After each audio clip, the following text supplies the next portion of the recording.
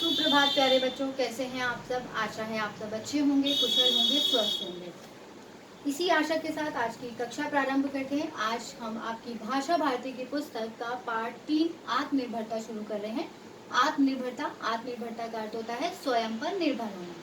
जब हम कोई कार्य स्वयं से करते हैं, किसी की मदद के बिना करते हैं, तो वो क्या होता है, आत्मनिर्भर। तो आपकी पुस्तक में कुछ शब्द दे रखे हैं जिनके अर्थों को जानते हैं। पहला देखिए, अव्वल। अव्वल का अर्थ होता है प्रथम आना। जब आप जब कक्षा में प्रथम आते हैं तो क्या होता है, अव्वल आना। आशीर्वाद। आशीर्वाद का अर्थ होता है आशीष, ब्लेसिंग। होशियार। होशियार का अर्थ होता है चतुर या फिर सावधान। ईमानदारी। ईमानदारी अर्थात वफादारी। विश्वास।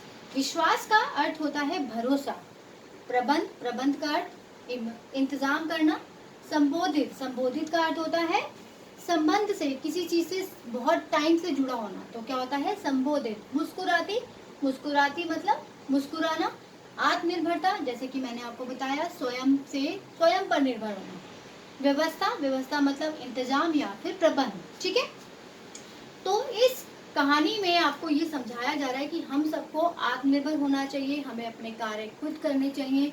अभी आप लोग छोटे हैं, लेकिन अभी भी आप बहुत छोटे छोटे कार्य अपने आप से करके, जो कि आप मम्मी पापा की हेल्प से करते हो, ना करके अपने आप से करके अपने आप को आत्मनिर्भर बना सकते हो। अभी आप लोग छोटे हैं, जब बड़े होंगे तो उसका आप देखिएगा कि आपको किस तरह से आत्मनिर्भर होना। लेकिन अभी आपका जो है उसमें आप क्या कर सकते हो, अपना होमवर्क खुद से करके, अपना बैग खुद से लगा करके, खुद अपने कपड़े संभाल के, अपनी अलमारी को संभाल के, छोटे छोटे कामों को करके आप आत्मनिर्भर बन सकते हैं। अब इस कहानी में किस तरह से हमें समझाया गया है कि हमें आत्मनिर्भर होना चाहिए, देखते हैं।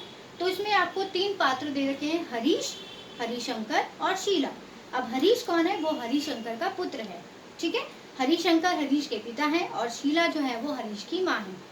अब इसमें जो हरीश है वो 12वीं कक्षा के एग्जाम दे रहा है और उससे वो क्या हुआ है, उसको प्रथम श्रेणी से वो पास हुआ है, वो अव्वल हुआ है।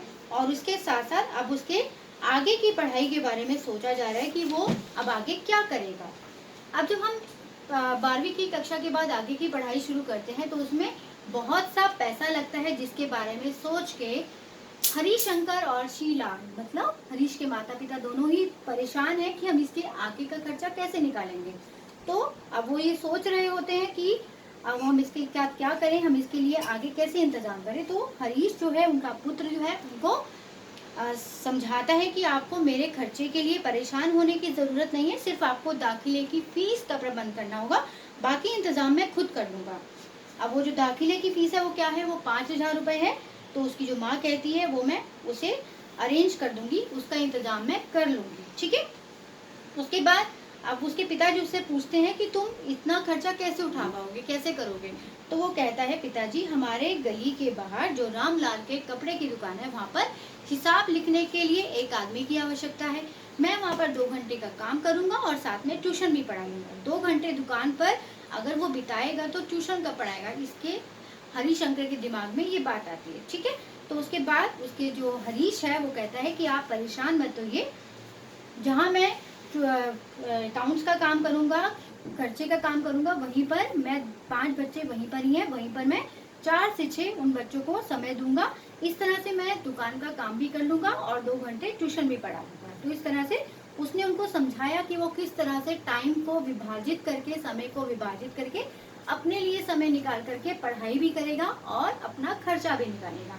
इसके साथ साथ क्या होता है, 1 वर्ष के बाद जब उसका ये चलता रहता है, वो पैसा भी भरता है, पढ़ाई भी करता है, उसका रिजल्ट आता है कॉलेज का, तो उसमें भी वो क्या होता है, वो अव्वल आता है, वो प्रथम स्थान से पास हो जाता है। ठीक है, तो आपने देखा है इस कहानी में किस तरह से हरीश आत्मनिर्भर होके उसने अपना कॉलेज का खर्चा भी निकाला, पढ़ाई भी की। तो इसी तरह से हमें भी आगे बढ़ना है, हमें भी आत्मनिर्भर होना है। अभी आप लोग छोटे हो, जब आप बड़े होगे तो आप देखना कि आप किस तरह से आत्मनिर्भर हो सकते हैं। लेकिन इस समय आप क्या कर सकते हो, छोटे छोटे काम करके आत्मनिर्भर हो सकते हैं। ठीक है, तो आशा है आपको ये पाठ समझ में आया होगा।